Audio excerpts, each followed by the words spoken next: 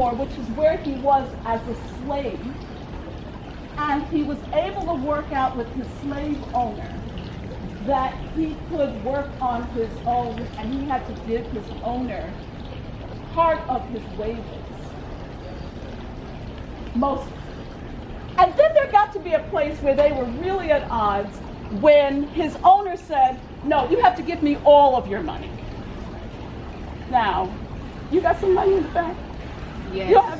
You have some? Good. Most definitely. Okay, good. Well, I want you to give it all to me. Oh. And how would you feel? I would just want it all. All of a sudden, I don't have money. You don't have anything, and are you happy, mad, sad? All of the above. All of the above? Okay, I don't think you're happy. So, all I want to say is, now he has nothing. Absolutely nothing. But there are some free people who live in Baltimore. And the other thing you should know, free black people who are in Baltimore. So they're not slaves, but they're free. But even being free, you still have a hard way to go. But the free people in Baltimore had a little society. And in this society, generally, if you were a slave, you could not join the free society. Now, it wasn't that the free people said, you can't join us. It was their slave masters who said, you cannot join the free people. Why do you think? Anybody have an idea? Quick. You're all so smart. I know that. Just tell me something. Yeah, you would get an idea. Well, how do I get free? How do I, right? You have these ideas. So, here's a point. You have to give me all your money. Frederick Douglass is so mad. He is so mad. Do you know how old he was? He's 20. How old are most of you? 15. Close. So just imagine, right? So 20. And, he goes to the society. Somewhere in there he meets a woman named Anna Murray. This is the real reason you're here. He meets a woman named Anna Murray. We don't know if he met her in church or he met her in a society, but they met. And he had to say, listen, I have got to. And she had to say, I am going to help you at some point. Now, do you have boyfriends and girlfriends in this group? I mean, not in the group, but I know you have somebody. Right. All right. So let me ask you one question. See, this thing's going to hit a nerve someplace here. So one of the questions I want to ask you, because I know people are like, okay, you have to hurry up, Lana, so they can move on. We'll tell you more later. But let me just try to get to something. Anna Murray, she was a free-born black woman. Free-born. She just made it because her mother was a slave. Her father was a slave. And her older sisters and brothers were slaves. 1 month before she was born, her mother was free, and therefore Anna was free. So she had 6 or 7 brothers and sisters who were slaves, and then she's the first of her mother's 12 children that became free, because she was the 8th. So she meets Frederick Douglass, because they're all in Baltimore. She leaves her little community, goes to Baltimore. She's working for a family. She's a live-in worker, service worker. She keeps her things. She is very frugal. She keeps all of her money. She doesn't have to spend it. She keeps all of her money. One day she's thinking, I'm going to have my family. I'm going to have a husband. I'm going to have something for myself.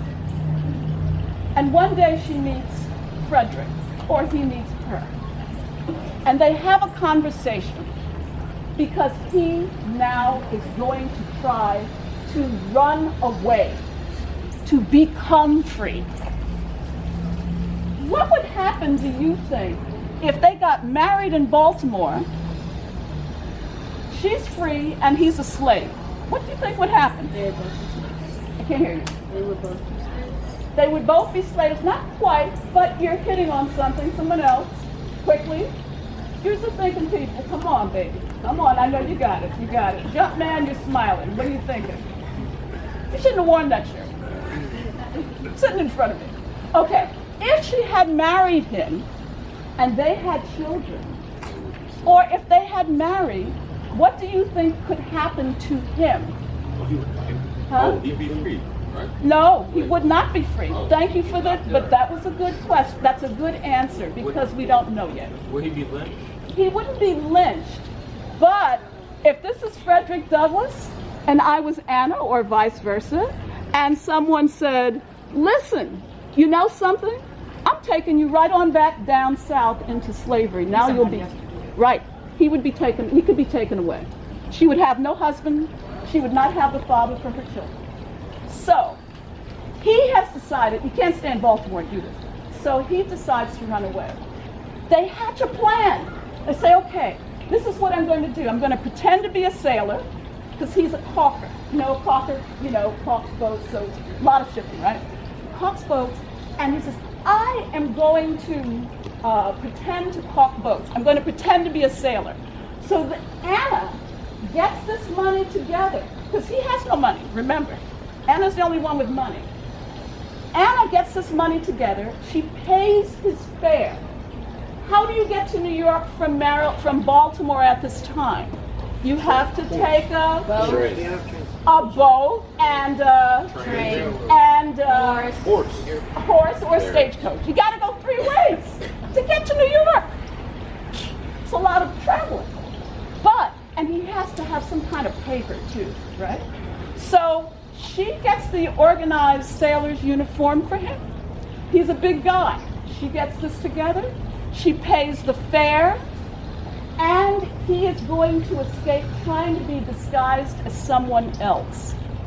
He manages to leave Baltimore on September 3rd, 1838. He arrives in New York on September 4th, 1838.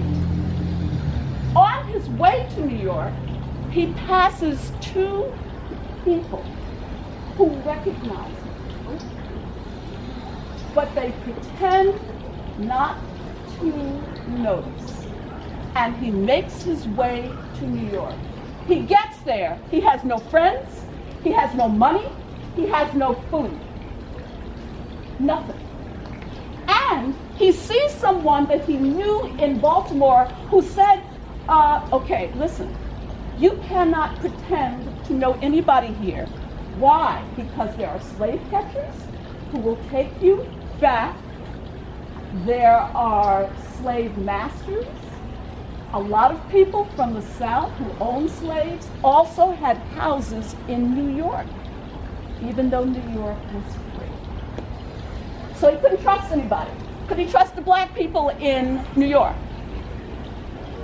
No. I see some heads saying, you're right. He couldn't trust because he didn't know who to trust. Right? Because they could turn him in for money.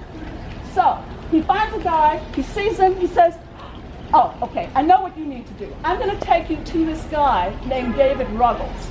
And David Ruggles is going to take care of you. And David Ruggles, who is an abolitionist, he's a black man, and guess how old he was? Frederick Douglass was 20.